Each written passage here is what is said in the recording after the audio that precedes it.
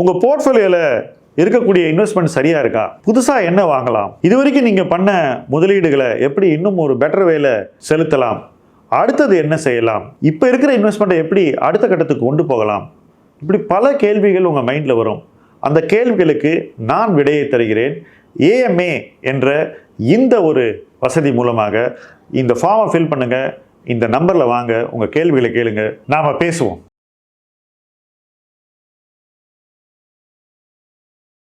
சில நாட்களுக்கு முன்னாடி நான் M2W ஆக்சிலரேட்டரை விளக்கி ஒரு வீடியோ போட்டிருந்தேன். அந்த வீடியோடைய கமெண்ட்ஸில் எல்லாரும் கேட்ட கேள்வி என்னென்னா,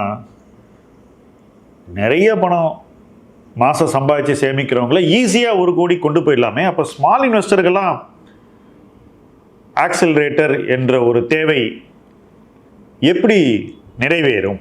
நியாயமான கேள்வி. அந்த கேள்வி வரணும்னு தான் நான் ரொம்ப நாளாக வெயிட் பண்ணிட்டு இருக்கேன். என்ன ரீசன்னா, நிறைய ஸ்மால் இன்வெஸ்டர்ஸ்ட்டு பேசும்போது நீங்கள் இவ்வளவு இன்வெஸ்ட் பண்ணால் நீங்கள் வேகமாக வளருவீர்கள் அப்படின்னு நம்ம சொல்லும்போது அதை உடனடியாக அவங்க ஏற்றுக்கிறாங்களா அப்படின்னு பார்த்தீங்கன்னா இல்லை. ஸ்மால் இன்வெஸ்டர்ஸ்க்கு இருக்கக்கூடிய மிக முக்கியமான பிரச்சனையே ஆரம்ப கட்டத்தில் அவங்க முதலீடு செய்ய வேண்டிய அளவை விட குறைவாக முதலீடு செய்கிறார்கள். அது SIP-யாக இருக்கலாம், லம்சமாக இருக்கலாம், எல்லாமே அவங்களுடைய சக்தி இருக்குது பாருங்கள், கெப்பாசிட்டி, அதை விட கணிசமாக குறைவாக இருக்குது.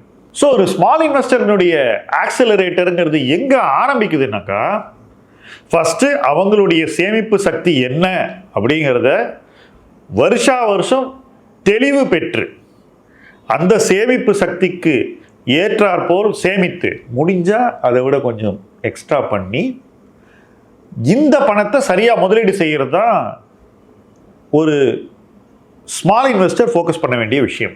ஸோ இதனால் என்ன நடக்கும்? ஃபஸ்ட்டு மாதம் 5000 ரூபாய் சேமிக்கக்கூடிய ஒரு ஸ்மால் இன்வெஸ்டரை உதாரணமாக எடுத்துக்குவோம். ஒவ்வொரு வருஷமும் அவங்க வருமானம் கூடுதில்ல. அந்த வருமானம் கூடும்போது இவங்களால வருஷா வருஷம் தங்க SIP-யை 10% உயர்த்த முடியுமா முடியாதா? இதை நீங்கள் கமெண்ட் செக்ஷனில் நிச்சயமாக எழுதணும். 5000 ரூபாய் சம்பாதிக்கக்கூடிய ஒரு சிறு முதலீட்டாளர் வருஷத்துக்கு ஒரு தடவை தன்னுடைய மாதாந்திர SIP-யை 10% உயர்த்த முடியுமா முடியாதா?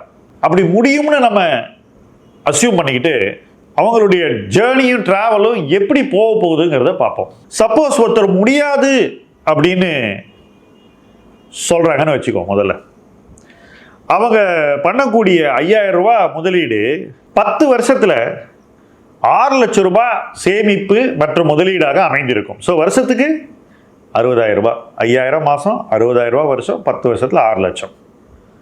ஒரு இண்டெக்ஸ் ரிட்டர்ன் கிடைச்சதுன்னு வச்சுக்கோம். இண்டெக்ஸ் தந்த வரலாற்று ரிட்டர்ன் அவங்களுக்கு கிடைக்குதுன்னு வச்சுக்கோம், 12%. அப்போ அந்த 6 லட்சம் என்பது வளர்ந்து 11,61,695 ரூபாயாக உயர்ந்திருக்கும், வளர்ந்திருக்கும். ஸோ 10 இயர்ஸில் 11,61,695 வந்துருச்சு. இப்போ நான் சொன்ன அந்த 10% வருஷா வருஷம் உயர்த்தக்கூடியவர்கள் 9,56,245 சேமிச்சிருப்பாங்க 10 லட்சத்தில். அவர்களுடைய வாழ்க்கை, அதன் பயணம், அதில் வளர்ச்சி, அந்த வளர்ச்சியிலிருந்து வந்த வருமான வளர்ச்சி, அந்த வருமான வளர்ச்சியில் வந்த சேமிப்பு, சேமிப்பு வளர்ச்சி, முதலீடு, முதலீட்டு வளர்ச்சி. இப்போ கடைசி பாயிண்ட்டுக்கு வரும். முதலீட்டு வளர்ச்சியை நம்ம இது வரைக்கும் கணக்கெடுக்கல. 9,56,245ங்கிறது மொத்த சேமிப்பு, சேமிப்பு வளர்ச்சி, அதுக்குள்ளே அடக்கம். இந்த பணம் 16,87,163ஆக உயர்ந்திருக்கும். சராசரியான இண்டெக்ஸ் ரிட்டர்னான 12% அவங்க ஏர்ன் பண்ணியிருந்தாங்க. இப்போ இதே மீறி ஏதோ ஒரு விஷயத்தை அவங்க பண்ணியிருக்காங்கன்னு வச்சுக்கோங்களேன். அப்போ அந்த ஸ்மால் இன்வெஸ்டர் தனக்கென ஒரு ஆக்சிலரேட்டரை உருவாக்கி கொள்கிறார். இதை தாராளமாக நாங்கள் ஸ்மால் இன்வெஸ்டருக்கு உருவாக்கிக்கிட்டே தான் இருக்கோம். இப்போ அந்த பேரை சொல்கிறதில்ல. மைல்ஸ்டோன்ஸ் வெல்த்லேயே ஸ்மால் இன்வெஸ்டரை நாம் இப்படித்தான் சொல்லாமல் ஆக்சிலரேட் பண்ணிக்கிட்டு இருக்கோம். பட் யார் இதை ரொம்ப நாள் பண்ணாமல் கோட்டை விட்டு வளர்ந்து வருமானம் வச்சுக்கிட்டு இன்னைக்கு விட்ட நேரத்தை பிடிக்கணும்னு நினைக்கிறாங்களோ அவங்களுக்கு தான் நம்ம போட்ட அந்த ஆக்சிலரேட்டர் வீடியோ. ஏற்கனவே M2W இருக்கிறவங்க தாராளமாக ஆக்சிலேட் பண்ணிக்கிட்டு போயிட்டே தான் இருக்காங்க. அதுக்கான எல்லா ஃபீச்சர்ஸும் அவங்களுக்கு இருக்குது. பட் லேட்டாக ஆரம்பிக்கிறவங்களுக்கு வேகமான ஒரு வழிகாட்டுதல் வேணும். அந்த வழிகாட்டுதல் சப்போர்ட் பண்ணுற அளவு அவங்களுக்கு வருமானம் இருக்குது, சேமிப்பு இருக்குது, முதலீட்டு சக்தி இருக்குது. அப்போ அவங்களுக்கு தான் அந்த வீடியோவில் நம்ம கொடுத்த விளக்கங்கள் பொருந்தும். இன்னொரு நண்பர் இடையில கேட்டார், சார் 50,000 போட்டால் ஆக்சலரேட்டர் எனக்கு கிடைக்குமா கிடைக்காதான்? நிச்சயமாக உறுதியாக உங்களுக்கும் ஒரு ஆக்சலரேட்டர் திட்டம் இருக்கும். பட் 1 கோடியை நீங்கள் ரீச் பண்ணுறதுக்கு கொஞ்சம் தாமதமாகும். 1 லட்சம் போடுறவன் வேகமாக போயிடுமா, நீங்கள் கொஞ்சம் தாமதமாக 1 கோடி சேமிப்பீங்க. ஏன்னா நம்ம சொன்ன கோல் என்ன? 1 crore saving, not 1 crore portfolio மதிப்பு. அப்போ 1 crore சேமிக்கணும்னா நீங்கள் அதுக்கு செலவு பண்ண வேண்டிய நேரம் 50,000 மாத சேமிப்பு செய்யும் போது அதிகரிக்கிறது. அப்போ அதை நான் எப்படி ஆக்சலரேட்டர்னு சொல்ல முடியும்? உங்கள் வேகத்தை நம்ம வேகப்படுத்துகிறோம், ஆனால் அது அதிவேகம் இல்லை. அதான் டிஃப்ரென்ஸ். ஸோ எல்லா இன்வெஸ்டருக்கும் அவங்க சேமிப்பு சக்தி, முதலீட்டு சக்திக்கு ஏற்றாற்போல் வேகப்படுத்த வேண்டிய ஒரு தேவை இருக்கிறது. வேகப்படுத்தி கொண்டு தான் இருக்கிறோம். மைல்ஸ்டோன்ஸ் வெல்த்தில் பண்ணிட்டு தான் இருக்கோம். அதனால தான் உங்களுக்கு இன்வெஸ்ட்மெண்ட் கால் வருது. முடிஞ்சால் இன்வெஸ்ட் பண்ணுங்கன்னு சொல்கிறோம். இந்த ப்ராடக்ட் நல்லா இருக்குது, இதில் விருப்பப்பட்டால் நீங்கள் முதலீடு செய்யலாம்னு உங்களுக்கு தெரிவிக்கிறோம். இது எல்லாமே உங்களை வேகப்படுத்தக்கூடிய நடவடிக்கைகள் தான். அதை நீங்கள் தெளிவாக புரிஞ்சுக்கணும். ஸோ நான் இந்த 5,000 ஃப்ளாட் அமௌண்ட் 10 வருஷ சேமிப்பு சொன்னேன். 10% வருஷம் கூட்டக்கூடிய ஒரு சேமிப்பை சொன்னேன். இது ரெண்டும் முதலீடாக மாறும்போது வரக்கூடிய அந்த டிஃபரன்ஸை நீங்கள் பார்த்துருப்பீங்க. ஃப்ளாட் இன்வெஸ்ட்மெண்ட்டில் 11,61,695 அவ்வளோதான் நம்மளால் 12% XARR சம்பாதித்து உருவாக்க முடிகிறது. அதே நாம் போடக்கூடிய பணத்தை வருஷத்துக்கு 10 வருஷம் கூட்டணும்னாக்கா 16,87,163 ரூபாயை நம்மளால் உருவாக்க முடிகிறது. பாருங்கள், 10 வருஷத்தில் டிஃபரன்ஷியல்னு பார்த்தீங்கன்னா 5,25,000 மேலே இருக்கு. இப்போ சப்போஸ் நம்மளால் இதை விட அதிகமான பணத்தை அப்பப்போ லம்சமாக போட முடிஞ்சாக்கா இந்த டிஃபரன்ஸ் கூடிக்கிட்டே போகும். அப்போ என்ன ஆகுது? நம்ம அந்த இலக்கை நோக்கி இன்னும் வேகமாக பயணிக்க ஆரம்பிக்கிறோம். நாமளே போடக்கூடிய பணத்தில் நம்ம இலக்கை நோக்கி வேகமாக போகும்போது 1 கோடி என்ற இலக்கை அடைவதற்காக இன்னும் வேகத்தை அதிகரிக்கும் போது நாம் அதிக பணத்தை போடுறோம். அப்போ அந்த வேகம் நம்மளை எங்கே கொண்டு போய் சேர்க்குதுன்னா ஒட்டுமொத்த கார்பஸ் உருவாக்குவதில் இன்னும் ஒரு உயர்ந்த இடத்தை நம்ம அடைய வைக்குது. இதுதாங்க ஆக்சலரேட்டர். இதுதான் அதனுடைய சிம்பிள் ஃபிலாசபி. ஆனால் இது கண்மூடித்தனமாக செய்யக்கூடிய ஒரு விஷயம் இல்லை. நான் ஆக்சலரேட் பண்ணுறேன்னு சொல்லிட்டு தவறான இடத்துல போய் பணத்தை போடக்கூடாது.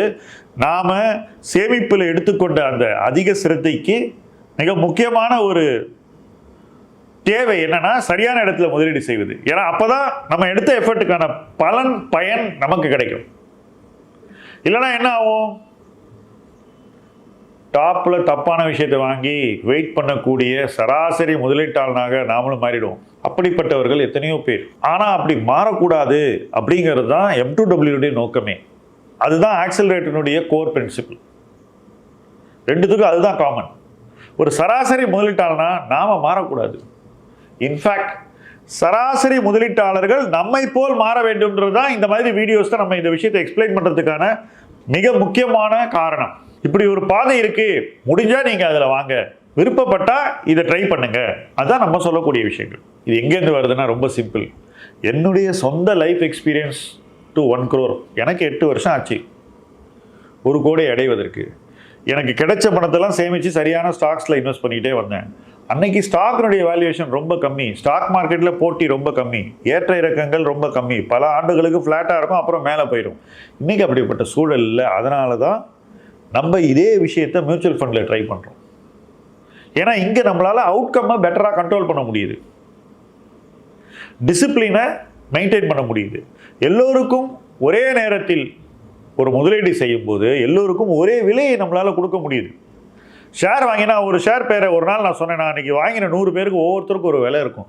ஒவ்வொருத்தருக்கும் ஒரு விலை இருக்கும்போது ஒவ்வொருத்தருக்கும் ஒரு ரிட்டர்ன் இருக்கும். அப்போ அதை சொல்வதன் பயனே அந்த இடத்துல தோற்கடிக்கப்படுகிறது. இதுதான் எனக்கு இருக்கக்கூடிய மிகப்பெரிய கவலை. வேறஸ் நம்ம ஃபண்டில் போடும்போது எல்லோருக்கும் ஒரே NAV கிடைக்குது ஒரே நாளில். அப்போ நம்மளால் அவங்களுடைய அவுட்கம்மை இன்னும் பெட்டராக கண்ட்ரோல் பண்ண முடியுது. பங்குச்சந்தையின் ஏற்ற இறக்கங்கள் அவங்களுடைய ரிட்டர்னை பாதிக்காத வகையில் நம்ம வந்து இன்வெஸ்ட் பண்ண முடியுது. அவங்க சார்பாக அவங்கள இன்வெஸ்ட் பண்ண வைக்க முடியுது. இதெல்லாம் பண்ணி நம்மளால் ஒருத்தரை அவருடைய முதலீட்டில் வேகத்தை உருவாக்க செய்து அந்த வேகம் பிடிக்கும்போது முடிவுகளை சரியாக எடுக்க உதவி, எங்கே போகணுமோ எங்கே போய் சேரணுமோ அந்த இடத்த அவங்க எதிர்பார்த்த நேரத்தை விட கொஞ்சம் முன்னாடி சேர்க்க முடியுமா? இதுதான் நம்மளுடைய தேடல். அந்த தேடல் தான் ஆக்சிலரேட்டரில் இருக்கக்கூடிய மிக முக்கியமான அடிப்படை. அதுதான் நம்மளுடைய ஃபோக்கஸ், நம்மளுடைய கோல். அந்த கோல் நிறைவேற இணைந்து பயணிப்போம். முதலீட்டு களம் உங்கள் களம். நன்றி.